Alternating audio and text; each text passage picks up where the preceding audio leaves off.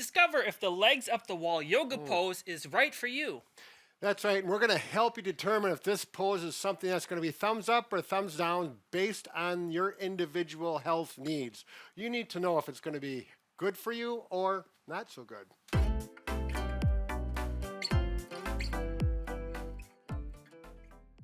So this pose in the yoga world is known as Viparita Karani. I don't know if I pronounced that right, but we're just going with it. It also is known as legs up the wall stance. And for some people, this is a perfectly good stretch, but for other people, it may not be. Right, and we're actually going to go into who should not be performing this and maybe explain how you're going to determine if you should not be, and it'll all be clear.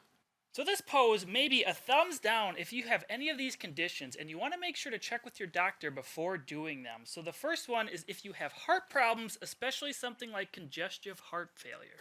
Or if you had a hip replacement. Also, if you have glaucoma.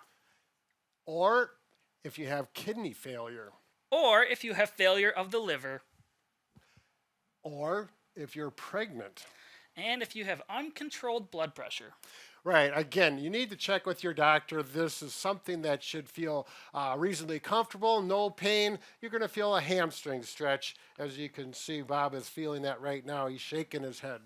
Now for the thumbs up section. So these people, if you're looking to get any of these benefits, you may do this stretch. The first one is improved circulation, especially for venous insufficiency, or if you're standing or sitting all day long.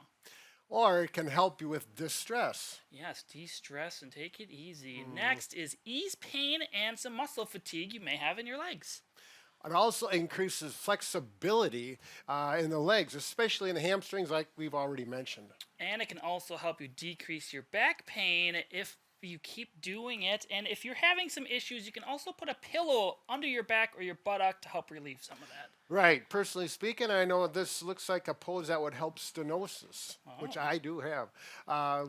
Reduces stress. I think we mentioned that already. It can also reduce fatigue in your lower extremities.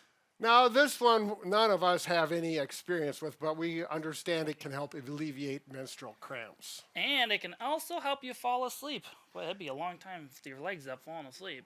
Well, that's the other thing you need to know is the protocol of how to do this. Initially, try it. If you experience any pain, anything uncomfortable, you do not continue with it. Again, hamstring stretch, I would go no more than 5 minutes the first time you attempt this. And then as you feel comfortable with it and it feels fine the next day, you can build up to 10 to 15 minutes and go 1 to 2 times per day.